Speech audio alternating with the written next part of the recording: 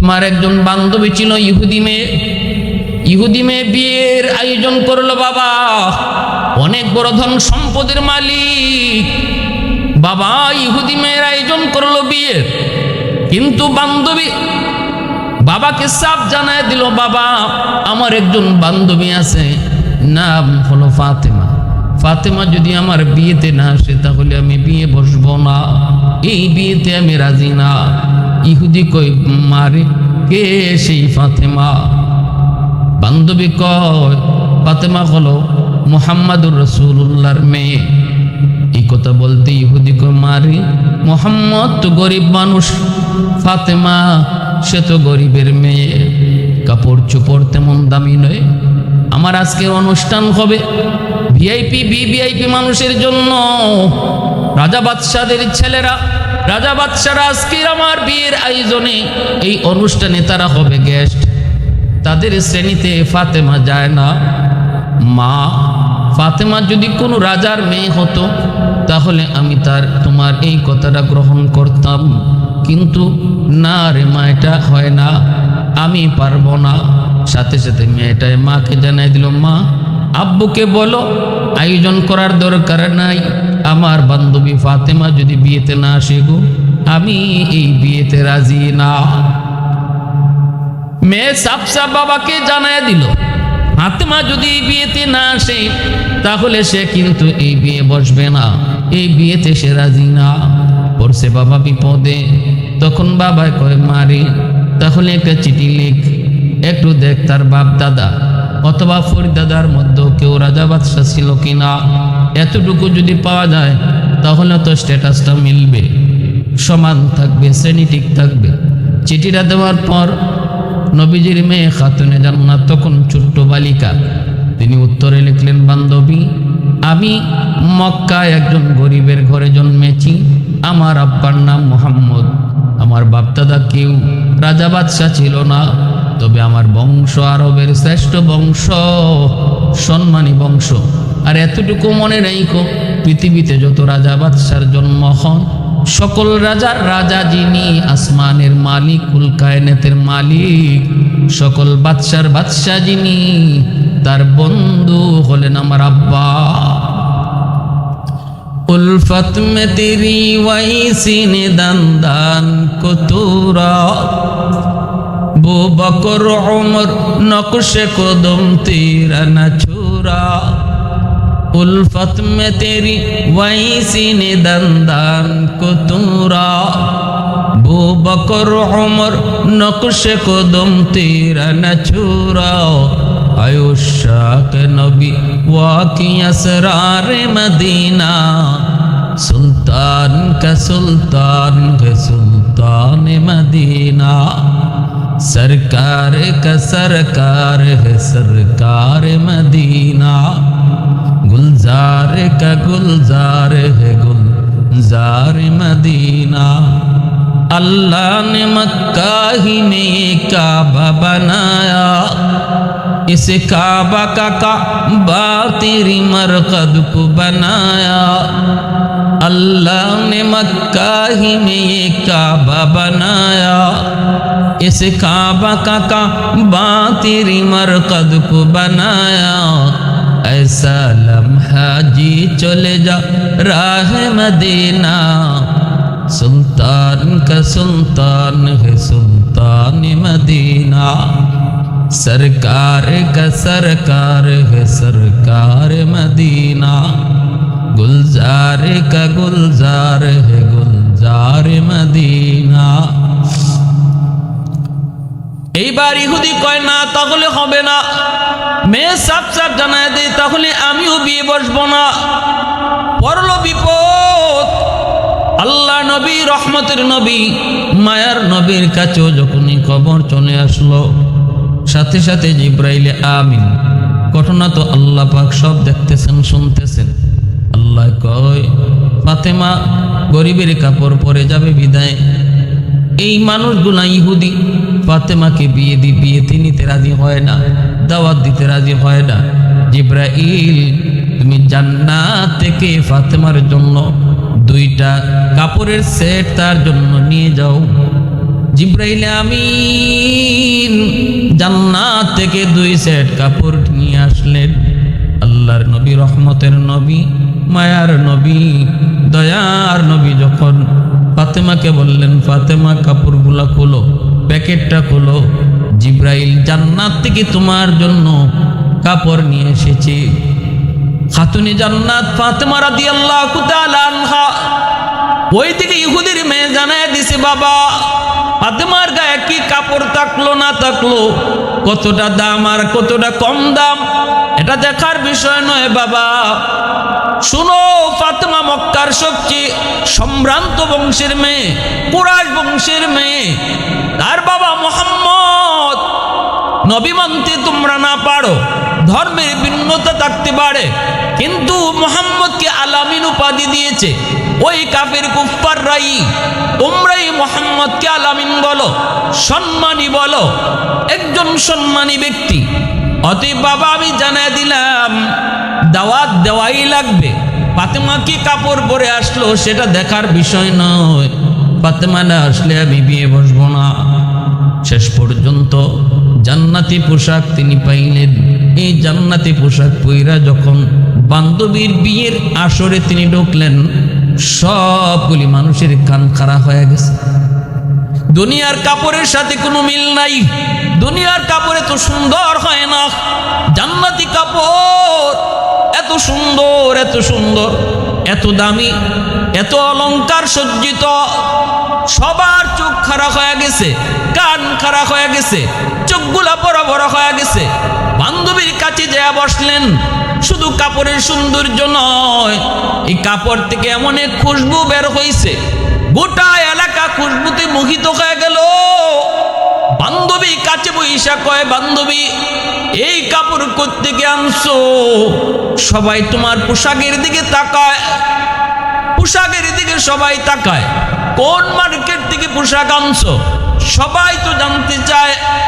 খাতুনে জান্নাত কই, বান্ধবী এটা দুনিয়ার কোনো মার্কেট নয়, এই পোশাকের সেলসম্যান হলেন জিব্রাইল, মালিক হলেন আল্লাহ, মার্কেটের নাম হলো জান্নাত।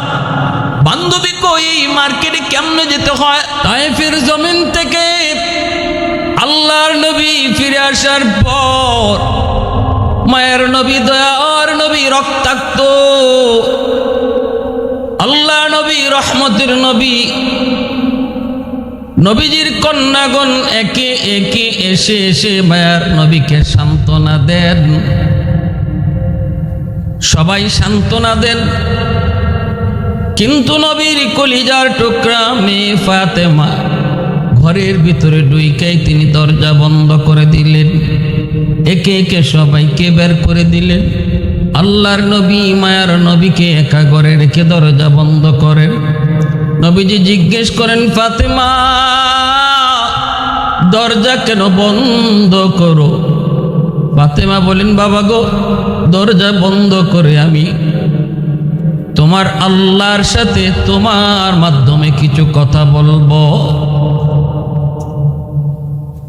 মায়ার নবী, দয়ার নবী কই, ফাতেমা আল্লাহর সাথে যদি কথা বলতে চাও তাহলে তো দরজা বন্ধ করতে হয় না। ফাতেমা বলে, বাবা কথাগুলি এমন যে কথাগুলি আর কেউ শুনতে পারবে না। নবীজি বলেন, কিরে মা একটু কও। নবীজির কাছে আইসা ফাতেমার চোখ দিয়ে দর দর করে পানি পড়ে। নবীজির আঘাতপ্রাপ্ত অঙ্গগুলা তিনি দেখতেছেন আর চোখের পানি জড়ায় কান্দেন। ওই অবস্থায় তিনি ডাক দিয়া বলেন, মালিক, ও মালিক, তুমি তো আমার আব্বাকে তোমার হাবিব বলে ঘোষণা দিয়েছো, বন্ধু বলে ঘোষণা দিয়েছো। আল্লাহ বন্ধুকে বুঝি কেউ এভাবে কষ্ট দেয়? নমরুদের আগুনকে যদি ইব্রাহিম খলিলের জন্য তুমি ফুলের বাগান বানিয়ে দিতে পারলে, মুসা কালিমুল্লাহর জন্য যদি নীল দরিয়ার পানিকে তুমি রাস্তা বানায় দিতে পারলে, তাহলে আমার আব্বার জন্য তায়েফের মাটিতে উশৃঙ্খল যুবকগুলির পাথরকে কেন তুলা বানায় দিতে পারলে না? মালিক তুমি কি পারো না? পারো না কেন? কেন? তোমার কাছে আমার প্রশ্ন। আমার বাবা রক্তে দেহ কেন লাল? কেন আজকে আমার বাবা আঘাতপ্রাপ্ত? তায়েফের জমিনে বাবা গিয়েছিল তোমার কালেমার দাওয়াত দেওয়ার জন্য। আমার আব্বা তো নিজের কথা বলতে যায়নি, গিয়েছিল তুমি মালিকের একত্ববাদের দাওয়াত দেওয়ার জন্য। ও মালিক, জবাব চাই, জবাব। ইব্রাহিমের জন্য যদি নমরুদের আগুন ফুলের বাগান বানায়া দিতে পারলে, মূসার জন্য যদি নীল দরিয়া শুকায় তুমি রাস্তা বানায়া দিতে পারলে, আমার আব্বার জন্য, তিনি তো তোমারই হাবিব, কেন তুমি ওই পাথরকে তুলা বানাইতে পারলে না? আল্লাহ নবী তখন হাত ধরে কই, মা এভাবে আল্লাহর সাথে কথা কয় না, মা এভাবে আল্লাহর সাথে কথা বলে না। সাথে সাথে ফাতেমা কয়, আব্বা কিভাবে বলবো? বাবা গো, মনরে বুঝাইতে পারি না, তুমি তো আমার আব্বু, আমি তো তোমার মেয়ে, কেমন করে আমি তোমার এই আঘাত সহ্য করব? ও বাবা, বাবার দরদ তুমি কি বুঝো? তুমি তো বাবার দরদ বুঝো না, জন্মের আগেই বাবা হারাইছো। আর তোমার আল্লাহর তো বাবাই নাই, তোমার আল্লাহর তো মাও নাই। ও বাবা, তুমিও তো বাবার দরদ বুঝো না, তোমার আল্লাহ তো বাপ মা নাই, বাপ মার দরদ কেমন বুঝবে? দরদ তো বুঝে ফাতেমা, কারণ ফাতেমার বাবার এই অবস্থা ফাতেমা নিজের চোখে দেখতেছে। কেমন করে সইব বাবা গো, কেমন করে সইব? নবীজির চোখ থেকে দর দর করে পানি পড়ে, ফাতেমা কান্দে। নবীজি আবারও আদর করে কয়, মা এইভাবে কইস না, মা এইভাবে কয় না, এভাবে কয় না। ফাতেমা তখন চোখের পানি মুছেন, পানিটা গরম করেন, নবীজির আঘাতপ্রাপ্ত জায়গাগুলি গরম পানি দিয়া কাপড় ভিজে ভিজে ফাতেমা তিনি চেক দিতেছেন। আল্লাহর নবী কিছুটা আরাম পান, আরাম পান। ফাতেমা বীর আল্লাহর কাছে কান্দে আর কই, মালিক, ও মালিক তুমি রাগ করো না, আল্লাহ তুমি আমার উপরও গোসা করো না। আল্লাহ মনটি বুঝাইতে পারি নাই, আমার এভাবে কথা বলা উচিত হয় নাই। আল্লাহ তুমি আমাকে ক্ষমা করো, আল্লাহ তুমি আমার আব্বারে তুমি আরাম দাও। এই বলে যখন তিনি সেবা করতেছেন, নবীজির মাথা মুবারক খাতুনে জান্নাতের কোলের মধ্যে নবীজি আরাম পাইতেছেন, খাতুনে জান্নাত তিনি আরাম দিতেছেন, সেবা করতেছেন। এর ভিতরে দু জাহানের বাদশা রহমাতুল লিল আলামিন নবীজির ঘুম এসে গেল। আল্লাহর নবী একটু আরাম পাওয়ার কারণে ঘুম এসে গেল।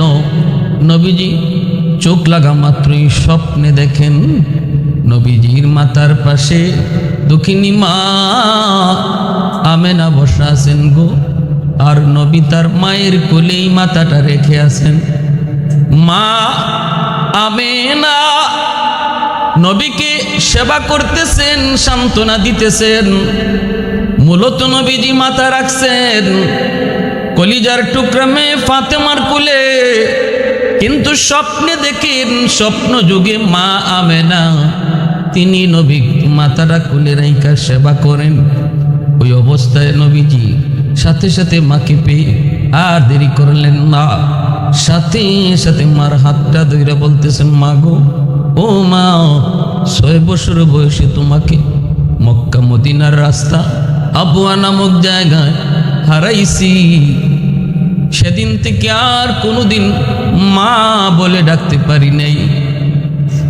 মা গো মা, সেদিন থেকে আমি আর কোনোদিন মা বলে ডাকতে পারি নাই। মা, আজ অনেক দিন পরে তোমাকে পেয়েছি, আজ আমি তোমাকে যেতে দেব না। মায়ার নবী, দয়ার নবী এতিম, জন্মের আগে নবী বাবা হারাইছেন, 6 বছর বয়সে মাকে হারাইছেন। আব্বু আব্বু বলে ডাকেন, মা আমার আব্বু কই? কত বাবা তার সন্তানকে কপালে চুমো দেয়, আদর করে। এই দৃশ্যগুলি যখন আমি দেখি গো, আমি আর নিজেকে সামলায় রাখতে পারি না। অঝোর তারায় চোখে অশ্রু ঝরে, শুধু চিন্তা করি আজ যদি আমার আব্বা দুনিয়ায় থাকতেন, আমার আব্বা তো আমাকে এইভাবে আদর করতেন। মা আমার আব্বা কোথায়, আব্বা কোথায়? নবীজির আম্মা তখন নবীজির দাদা আব্দুল মুত্তালিবকে বলতেছেন, বাবা গো, আপনার নাতি শুধু আব্বা আব্বা করে। নবীজির দাদা আব্দুল মুত্তালিব তখন বলতেছেন, মারে যাও আমার নাতিটাকে লইয়া মদিনায় যাও, যেখানে বাবার কবর, কবর কেন অন্তত দেখায় নিয়ে আসো। নবীজির আম্মা রওনা দিয়া দিছেন, সাথে নিছেন উম্মে আয়মন বাদিকে। মদিনায় গেলেন, নবীজির বাবার কবর, আব্দুল্লাহর কবর। মা যখন আঙ্গুল দিয়ে ইশারা দিয়ে দেখা দেয়, বাবা মুহাম্মদ, এই যে তোমার আব্বুর কবর। শিশু নবী বাবার কবরে উপকাশি দেয়া, কবরের উপরে নিজের চিত হয়ে শুইয়া বাবাকে যেভাবে সন্তান বাবার উপরে ওইটা বাবার গলা জড়ায় রাখে গো, এইভাবে দয়ার নবী কবরের উপরের মাটিতে যেন বাবাকে বুকে জড়ায় কান্দেন আর বলতেছেন, আব্বু পৃথিবীতে জন্মের পর আজও পর্যন্ত আব্বু বলে ডাকতে পারি নাই। বাবা ডাকের ভিতরে কত মজা আমি নবী তা জানি না, আমি মুহাম্মদ তা জানি না। চোখের সামনে আমার বন্ধুদেরকে বাবা আদর করে, চুমু খায়। সন্ধ্যা হয়ে গেলে পরে বাবা সন্তানের খোঁজে বের হয়, কিন্তু আজও পর্যন্ত তুমি আমাকে কোনো দিন নিতে আসলা না। আব্বু আমি আমার মনকে কেমনে বুঝাই, কেমনে বুঝাই? এই বইলা যখন দয়ার নবী এনিয়ে বিনিয়ে কাঁদতেছেন, কয়েকজন ইহুদি নবীর কান্না দেইখা তারাও কান্না শুরু করলো। ইহুদি একজন পাদ্রী, সে তাওরাত কিতাবের পণ্ডিত ছিল। নবীজির কান্না দেইখা এবং নবীজির চেহারা দেইখা, নবীর লক্ষণগুলি দেইখা ইহুদি পণ্ডিত চিনে ফেলেছে, এই বালক তো মুহাম্মদ, মনে হয় আখির নবী। সাথে সাথে ডাক দিয়া বলতেছে, মা গো, এই বাচ্চা বুঝি তোমার? নবীজির আম্মা কান্দেন আর চোখের পানি মুছে বলেন, হ। ইহুদি পণ্ডিত কয়, বাচ্চার নাম মুহাম্মদ, তোমার নাম আমেনা। আর কবরে যে শুয়ে আছে গো, এই কবরের মানুষটা হলো তার বাবা, নাম হলো আব্দুল্লাহ। নবীজির আম্মা আমেনা অবাক হয়ে গেলেন, কেমন করে আপনি জানেন আমার নাম আমেনা, আমার সন্তানের নাম মুহাম্মদ, বাবার নাম আব্দুল্লাহ কেমন করে জানেন? ইহুদি পণ্ডিত কই, মা আমি তাওরাত কিতাবের একজন পণ্ডিত। তাওরাত কিতাবের ভিতরে আখির জমানার নবী কখন আসবেন, কোন সময়ে আসবেন, কখন মদিনায় আসবেন, বাবার নাম কি হবে, মার নাম কি হবে, চেহারাটা কেমন হবে, তার লক্ষণ কি হবে, সবগুলি আমি যখন মিলাইলাম, একে একে সবগুলি মুহাম্মদের সাথে মিলে গেল। এজন্য আমি চিনে ফেলেছি গো মা, আর দেরি করো না, মদিনার আবহাওয়া ভালো না, এখানে কিন্তু তার ক্ষতি হতে পারে, দ্রুত তোমরা মক্কায় চলে যাও। আল্লাহর নবীকে লইয়া নবীর মা আমেনা নবীকে নিয়ে তিনি আবার রওনা দিয়া দিছেন, সাথে উম্মে আয়মন। মক্কা মদিনার মাঝামাঝি রাস্তা বোয়া, যেখানে কোনো মানুষ নাই, ঘর নাই, বাড়ি নাই, এমন এক জায়গায় আসা মাত্রই রাত শেষ রাতের দিকে নবীর মা আমেনা তিনি অসুস্থ হয়ে পড়লেন। প্রচন্ড জোর, মুহূর্তের ভিতরে তিনি আর পা চলে না, মুহূর্তের ভিতরে আর সামনে যেতে পারেন না, জায়গায় তিনি শুয়ে পড়লেন। চরম পর্যায়ে শরীরের অবনতি। সাথে সাথে ডাক দিয়ে বাপ মুহাম্মদকে ডাক দিয়ে আনতেন, কাছে আইনা বলেন, বাবা মুহাম্মদ আয়, বুকে আয়, আয় বাবা বুকে আয়। মনে হয় সূর্য ডোবার পরেই আর মা দুনিয়াতে থাকবো না, আয় বাবা বুকে আয়। কেমন করে মা তোরে কই, কেমন করে মা তোমারে বুঝাই? বাবার কবর দেখতে আইসা মাকেও হারাইতেছ, বাবার কবর দেখতে আইসা মাকেও হারাইতেছ। কেমনে তোমার কইরে বাবা, আয় মার বুকে আয়, এই বুক আর কোনোদিন পাইবা না, আয় বাবা আয়। শিশু নবী মায়ের বুকের উপরে ওইটা হাও মাও করে কান্দে আর কই, মা ও মা, তুমি আমাকে সাগরের মাঝখানে কার হাওলা করে যাইতেছ গো মা। নবীজির আম্মা আমেনা চোখের পানি মুছে আর কই, তোমার হাওলা আমার আল্লাহ, আমার আল্লাহ তোমার জিম্মাদার জিম্মাদার জিম্মাদার। উম্মে আইমনকে ডাক দিয়া কাছে আইনা উম্মে আইমনের হাতটা নবীর হাতের লাগে মাঝে লাগাইয়া নবীর আম্মা কাঁদতেছে আর কয়, উম্মে আইমন, আজ থেকে আমার মুহাম্মদকে তুমি আমার মতোই দেখবা, আমার মতোই আদর করবা, যেন মার অভাবটা তোমার কাছ থেকে পূরণ হয়। উম্মে আইমন, তোমার কাছে আমি দুনিয়ার বাহ্যিক দৃষ্টিতে তোমার কাছে আমার মুহাম্মদকে রেখে গেলাম। নবীর গালে কপালে চুমুক খাইতে লাগলেন, চোখ থেকে অশ্রু ঝরে, নবীজি হাউ মাউ করে কান্দেন। আল্লাহ তার হাবিবকে মা হারা বানাইতেছেন এমন এক জায়গার যুবক যেখানে কোনো মানুষ নাই, যেখানে কোনো বসতি নাই, মরুপ্রান্তর আবুয়া নামক জায়গায় আমার নবী দার নবী মাকেও তিনি হারাইলেন। আল্লাহর নবী রহমতের নবী উম্মে আইমনের হাত ধরে গভীর রাতে তিনি মক্কার দিকে রওনা দিছেন। আবুয়া নামক জায়গায় মাকে কবরে দিয়া শিশু নবী উম্মে আইমনকে নিয়ে তিনি রওনা দিছেন মক্কার দিকে। আজও সে আবুয়া সেই স্মৃতি এখনো ধরে রেখেছে যুবক। সেখানে গেলে এমন কোন নবীর আশিক নাই, চোখ থেকে পানি ঝরে না। একজন শিশু সন্তান, শিশু বাচ্চা কেমন করে পারলো এই মরুভূমিতে মারে কবর দিয়া, মারে এখানে চিরনিদ্রায় শোয়া, কেমন করে রহমতের নবী পায়ে হেঁটে মদিনায় মক্কায় আসলো। নবীজি এরপরে যতবার মদিনায় গিয়েছেন ওই আবুয়া নামক জায়গায় গেলে পরে নবী সাহাবীদেরকে বলতেন, সাহাবীরা রে, কাফেলা একটু সময়ের জন্য থামাও, ওই যে আমার আম্মুর কবর, যেই মাকে আমি বাবার কবর দেখতে এসে হারাইছিলাম শিশুকালের সেই 6 বছর বয়সে, আমি আমার মার কবরের পাশে দাঁড়া একটু দোয়া করব, তোমরা আমার সাথে দোয়ার শরীক হইও। আমার কান্না দেখা তোমরা এভাবে হাম্মা করে কান্দো না। নবীজি কবরখানা দেখা মাত্রই চোখ বেয়ে আল্লাহ নবীর অশ্রু ঝরত। নবীজি উটের পিঠ থেকে নাইমা কবরের সামনে দাঁড়ায় নবীজি অঝোর দাঁড়ায় কাঁদতেন আর দোয়া করতেন। আমার নবী মায়ের নবী 6 বছর বয়সে মা হারাইলেন। এরপরে রহমতের নবী আম্মা ডাকার দিতে পারেন না গো, কিন্তু নয়া মায়ার নবী মা পাইছেন ফাতেমাকে। ফাতেমাকে নবী মা বলে ডাকতেন। কেন ডাকতেন, কি জন্য ডাকতেন? কারণ হলো রহমতের নবী মায়ের নবী মার কাছ থেকে যে আদর সন্তান পায়, এই আদরটা, এই সোহাগটা, এই সান্ত্বনাটা, এই সেবাটা খাতুনে জান্নাত তিনি আমার মায়ার নবীকে করতেন।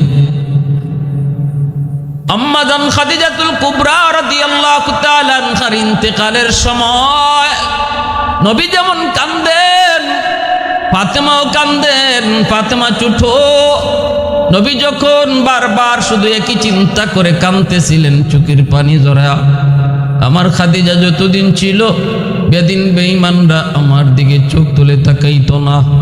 খাদিজা আমাকে সান্ত্বনা দিত। কখনো যদি আক্রান্ত হয়েছি, খাদিজার সান্ত্বনা পেয়ে আমি শান্ত হতাম। আজ আমাকে কে সান্ত্বনা দিবে? আজ আমাকে কে সান্ত্বনা দিবে গো? তখনই ফাতেমা আমার নবীর মায়ার নবীর চোখের পানি মুইসা সান্ত্বনা দিয়ে বলতেন, বাবা গো, ও বাবা, ফাতেমা যতদিন আছে তোমাকে কোনোদিন কোনো অভাব বসতে দেব না। এজন্যই তায়েফের ময়দান থেকে রাসূল যখন রক্তাক্ত হয়ে মক্কায় ফিরেন, মায়ার নবী দয়ার নবীকে ওই ঘরের রেখে খাতুনে জান্নাত দরজা বন্ধ করে আল্লাহর সাথে বাতচিত শুরু করে দিলেন। আল্লাহ, তুমি কি পারো নাই গো আমার আব্বার জন্য ইব্রাহিমের মতো আগুনকে যেমন ফুলের বাগান বানাইছো, মূসার জন্য যেমন নীল দরিয়ার পানিকে তুমি রাস্তা বানায় দিছো, তুমি কি আমার আব্বার জন্য পারো নাই গো? ওই তায়েফের জমিনের উশৃঙ্খল যুবকগুলির পাথর, যেই পাথরটা আমার আব্বার দিকে মারছে, এই পাথরগুলি তুমি কি তুলা বানিয়ে দিতে পারো না? রাসূল যখন কয়, ফাতেমা এইভাবে কয় না, এইভাবে কয় না, এইভাবে কয় না রে মা। খাতুনে জান্নাত বলে, মা বাবা, ও বাবা, আমি বলবো না কেন? আমি তো মেয়ে, আমি তো বাবা পাইছি, তুমি তো বাবা পাও নাই। বাবার দরদ কেমনে বুঝবা? তোমার আল্লাহ কেমনে বাবার দরদ বুঝবেন? কারণ আল্লাহর তো মাও নাই, বাবাও নাই। কুল হুয়াল্লাহু আহাদ আল্লাহুস সামাদ লাম ইয়ালিদ ওয়া লাম ইউলাদ। আল্লাহ নিজের পরিচয় দিয়া কয়, আল্লাহ কারো বাপ নয়, কারো সন্তানও নয়। বাবা, আমি তো বাবা পেয়েছি, আমি তো বাবার দরদ বুঝবই, আমি তো বাবার কষ্ট বুঝবই। তখনই আমার নবী মায়ের নবীকে কোলে নিয়ে যখন তিনি এইভাবে সেবা করতেছেন, সেবা করতেছেন, সেবা করতেছেন, নবীজি আরাম পেয়ে নবীজির চোখ লেগে গেল। আল্লাহর নবী ঘুমিয়ে পড়লেন। চোখ লাগা মাত্রই তিনি স্বপ্নে দেখেন জনম দুঃখিনী মা আমেনা রাসূলকে কোলে নিয়া এইভাবেই তিনি আদর সোহাগ কইরা সেবা করতেছেন। আঘাতপ্রাপ্ত জায়গাগুলি তিনি সেবা করে দিতেছেন। আল্লাহ নবী স্বপ্নে মাকে পেয়ে হাত চাপ দিয়ে ধইরা বলতেছেন, মা গো, আর যেতে দিব না গো, আর তোমাকে যেতে দিব না। 6 বছর বয়সে আবুয়া নামক জায়গায় তোমাকে হারাইছি, আর আমি তোমারে যেতে দিব না গো মা। কইছিলা এতদিন, কইছিলা এতদিন, আর তোমাকে যেতে দিব না। এই বইলা নবী যখন ধরছেন, চিৎকার দিয়া যখন কইছেন মা, চিৎকার দিয়া যখন কইছেন মা, ঘুম ভেঙে গেল নবীজির। নবীজি ঘুম ভেঙে তাকায় দেখেন কলিজার টুকরা মেয়ে ফাতেমা, চোখ থেকে দর দর করে পানি পড়ে, কান্দেন। নবী জিজ্ঞেস করেন, ফাতেমা তুমি কান্দো কেন গো? ফাতেমা তখন বলতেছে, বাবা গো, তুমি স্বপ্নে কি দেখছো জানি না, কিন্তু মা কয়া চিৎকার দিয়া আমার হাতটা এইভাবে ধরছো। এই যে দেখো বাবা, এখনো আমার হাতটা তুমি ধরে রাখছো। রাসূল কয়, মা আয় বুকে আয়, আয় বুকে আয়। আমি তো স্বপ্নে আমার মা আমেনার হাত ধরেছি, বাস্তবে যখন তোমার হাত ধরলাম, চোখ খোলার পর যখন তোমার হাতে আমার হাত, তাহলে মা রে, আজ থেকে তুমি আমার মা আমেনার জায়গায়, আজ থেকে তুমি আমার মা আমেনার জায়গায়। মা যেই সেবাটা সন্তানকে করে, তুমিও আজ আমাকে ওই সেবাটাই দিতেছো। স্বপ্নে আমি যা দেখেছি বাস্তবতা ঘটলো। মা, আজ থেকে তুই আমার মা, তুমি শুধু আমার মেয়ে না, আজ থেকে ফাতেমা আমার মা। রাসূলের নবী, রাসূলের কন্যা খাতুনে জান্নাত ফাতেমা রাদিয়াল্লাহু তাআলা আনহা। এজন্যই নবীজি মা কইয়া ডাকতেন আর বলতেন, ফাতেমা তো বিদাতুম মিন্নি, ফাতেমা আমার কলিজার টুকরা। ফাতেমার একজন বান্ধবী ছিল ইহুদি মেয়ে। ইহুদি মেয়ে বিয়ের আয়োজন করলো বাবা, অনেক বড় ধন সম্পদের মালিক বাবা। ইহুদি মেয়ের আয়োজন করলো বিয়ের, কিন্তু বান্ধবী বাবাকে সাফ জানায় দিল, বাবা আমার একজন বান্ধবী আছে, নাম হলো ফাতেমা। ফাতেমা যদি আমার বিয়েতে না আসে তাহলে আমি বিয়ে বসবো না, এই বিয়েতে আমি রাজি না। ইহুদি কই, মারে কে সেই ফাতেমা? বান্ধবী কয়, ফাতেমা হলো মুহাম্মাদুর রাসূলুল্লাহর মেয়ে। এই কথা বলতে ইহুদি কয়, মারে মুহাম্মদ তো গরিব মানুষ, ফাতেমা সে তো গরিবের মেয়ে, কাপড় চোপড় তেমন দামি নয়।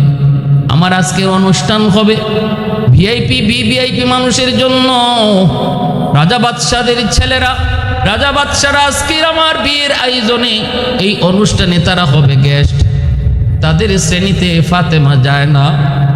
মা, ফাতেমা যদি কোনো রাজার মেয়ে হতো তাহলে আমি তোমার এই কথাটা গ্রহণ করতাম, কিন্তু না রে মা, এটা হয় না, আমি পারবো না। সাথে সাথে মেয়েটাই মাকে জানাই দিল, মা আব্বুকে বলো আয়োজন করার দরকার নাই, আমার বান্ধবী ফাতেমা যদি বিয়েতে না আসে গো, আমি এই বিয়েতে রাজি না। মেয়ে সাপ সাপ বাবাকে জানাই দিল, ফাতেমা যদি বিয়েতে না আসে তাহলে সে কিন্তু এই বিয়ে বসবে না, এই বিয়েতে সে রাজি না। পড়ছে বাবা বিপদে। তখন বাবা কয়, মারি তাহলে একটা চিঠি লিখ, একটু দেখ তার বাপ দাদা অথবা ফরিদাদার মধ্যে কেউ রাজা বাদশা ছিল কিনা, এতটুকু যদি পাওয়া যায় তাহলে তো স্ট্যাটাসটা মিলবে, সমান থাকবে, শ্রেণী ঠিক থাকবে।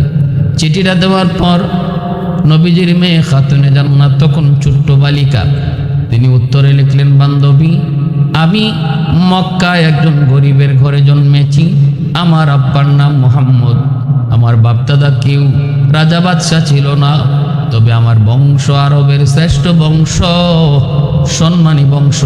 আর এতটুকু মনে রেখো, পৃথিবীতে যত রাজা বাদশার জন্ম হন, সকল রাজার রাজা যিনি, আসমানের মালিক, কুল কায়নাতের মালিক, সকল বাদশার বাদশা যিনি, তার বন্ধু হলেন আমার আব্বা।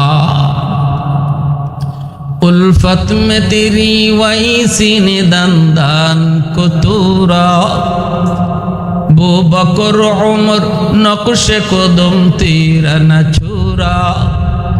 उल्फत में तेरी वही सीने दंदान को तूरा, बो बकर उमर नक्श कदम तेरा न छुरा। आयुष्क नबी वाकी असरार मदीना, सुल्तान का सुल्तान है सुल्तान मदीना।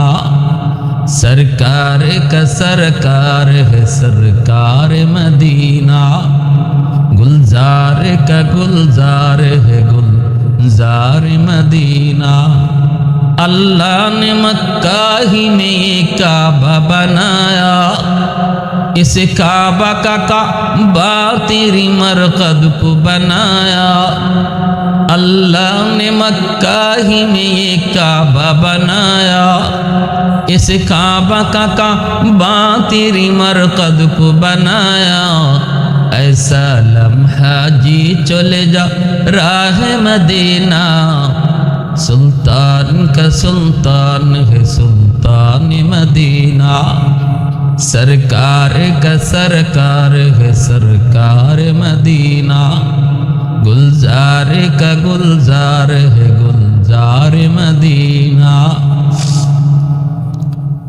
এইবার ইহুদি কয়, না তাহলে হবে না, মেয়ে সাপ সাপ জানায় দেয়, তাহলে আমিও বিয়ে বসবো না।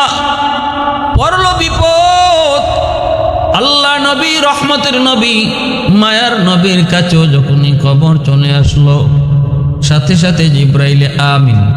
ঘটনা তো আল্লাহ পাক সব দেখতেছেন, শুনতেছেন। আল্লাহ কয়, ফাতেমা গরিবের কাপড় পরে যাবে বিদায়। এই মানুষগুলা ইহুদি ফাতেমাকে বিয়েতে নিতে রাজি হয় না, দাওয়াত দিতে রাজি হয় না। জিব্রাইল, তুমি জান্নাত থেকে ফাতেমার জন্য 2টা কাপড়ের সেট তার জন্য নিয়ে যাও। জিব্রাইল আমিন জান্নাত থেকে 2 সেট কাপড় নিয়ে আসলেন। আল্লাহর নবী, রহমতের নবী, মায়ার নবী, দয়ার নবী যখন ফাতেমাকে বললেন, ফাতেমা কাপড়গুলা খোলো, প্যাকেটটা খোলো, জিব্রাইল জান্নাত থেকে তোমার জন্য কাপড় নিয়ে এসেছে।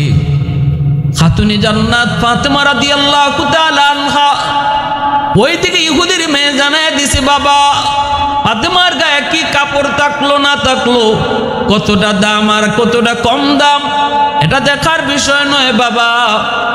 শুনো, ফাতেমা মক্কার সবচেয়ে সম্ভ্রান্ত বংশের মেয়ে, কুরাইশ বংশের মেয়ে। তার বাবা মুহাম্মদ, নবী মানতে তোমরা না পারো, ধর্মের ভিন্নতা থাকতে পারে, কিন্তু মুহাম্মদকে আলামিন উপাধি দিয়েছে ওই কাফের কুফফাররাই। তোমরাই মুহাম্মদকে আলামিন বলো, সম্মানী বলো, একজন সম্মানী ব্যক্তি। অতএব বাবা আমি জানাই দিলাম, দাওয়াত দেওয়াই লাগবে। ফাতেমা কি কাপড় পরে আসলো সেটা দেখার বিষয় নয়, ফাতেমা না আসলে আমি বিয়ে বসবো না। শেষ পর্যন্ত জান্নাতি পোশাক তিনি পাইলেন। এই জান্নাতি পোশাক পইরা যখন বান্ধবীর বিয়ের আসরে তিনি ঢুকলেন, সবগুলি মানুষের কান খাড়া হয়ে গেছে। দুনিয়ার কাপড়ের সাথে কোনো মিল নাই, দুনিয়ার কাপড় এত সুন্দর হয় না, জান্নাতি কাপড় এত সুন্দর, এত সুন্দর, এত দামি, এত অলংকার সজ্জিত। সবার চোখ খারাপ হয়ে গেছে, কান খারাপ হয়ে গেছে, চোখগুলা বড় বড় হয়ে গেছে। বান্ধবীর কাছে যেয়ে বসলেন। শুধু কাপড়ের সৌন্দর্য নয়, এই কাপড় থেকে এমন এক খুশবু বের হইছে, গোটা এলাকা খুশবুতে মোহিত হয়ে গেল। বান্ধবী কাছে বইসা কয়, বান্ধবী এই কাপড় কোত্থেকে আনছো? সবাই তোমার পোশাকের দিকে তাকায়, পোশাকের দিকে সবাই তাকায়। কোন মার্কেট থেকে পোশাক আনছো সবাই তো জানতে চায়। খাতুনে জান্নাত কই, বান্ধবী এটা দুনিয়ার কোনো মার্কেট নয়, এই পোশাকের সেলসম্যান হলেন জিব্রাইল, মালিক হলেন আল্লাহ, মার্কেটের নাম হলো জান্নাত। বান্ধবী কই, এই মার্কেটে কেমনে যেতে হয়? যাওয়ার রাস্তা হলো সিরাতে মুস্তাকিম, একটা কালেমা পড়তে হয়, ওই কালেমা পড়লে পরে এই পথ পাওয়া যায়, এই পথ পাওয়া যায়। কোন সেই কালেমা একটু কম? সবাই তো কাপা কাপড় দিকে, পোশাক দিকে পাগল। সেই মার্কেটে যাওয়ার রাস্তা কোনটা? কই মার্কেটে যাওয়ার রাস্তা হলো লা ইলাহা ইল্লাল্লাহু মুহাম্মাদুর রাসূলুল্লাহ সাল্লাল্লাহু আলাইহি ওয়াসাল্লাম। অধিকাংশ মানুষ এই কথা শুই না, কালেমা পড়ে ওই কথা শুই না, সবাই অবাক হয়ে গেল, সবাই অবাক হয়ে গেল। আর বাবার বলে দেওয়া সেই কালেমা মেয়ের মুখ থেকে শুই না, কালেমা পড়ে সবাই মুসলমান হলো। উপস্থিত মজলিসে অনেকেই কালেমা পড়ে মুসলমান হলো। ভাইয়েরা, বন্ধুরা, রসুলের কলিজার টুকরা মেয়ে খাতুনে জান্নাত, জান্নাতের সকল মহিলাদের সরদারিনী, রসুল যাকে মা কয়ে ডাকতেন, রসুল যার ব্যাপারে বলছেন ফাতেমাতু বিদআতুম মিন্নি, জান্নাতের সকল মহিলাদের সরদারিনী, যিনি পৃথিবীর 4 জন সুন্দরী নারীদের মধ্যে একজন, 4 জনের একজন হলেন হযরত ইব্রাহিম আলাইহিস সালামের প্রথম বিবি সারা আলাইহিস সালাম। পৃথিবীর যে 4 জন সুন্দরী মহিলা ছিলেন, নারী ছিলেন, এর ভিতরে তিনি একজন। দ্বিতীয় জন হলেন হযরত মরিয়ম আলাইহিস সালাম, ঈসা আলাইহিস সালামের আম্মা। আরেকজন হলেন ফেরাউনের বিবি হযরত আসিয়া আলাইহিস সালাম, তিনিও হলেন বিশ্ব সুন্দরী। চতুর্থ জন হলেন রসুলের কলিজার টুকরা মেয়ে ফাতেমা রাদিয়াল্লাহু তাআলা আনহা। এত সুন্দর, সুন্দর শুধু চেহারা দেখতে সুন্দর নয়, সুন্দর মাপ করা হয় চারিত্রিক দিকটাও যার সুন্দর ছিল। যেমন তার রূপ সুন্দর, তেমন তার চরিত্র সুন্দর। এই 4 জন মানুষ পৃথিবীর ইতিহাস গড়ে গেছেন। যেমন বাহ্যিক সুন্দর, তেমন ভিতরে ছিল তাদের সুন্দর। আল্লাহ পাক রব্বুল আলামিন খাতুনে জান্নাত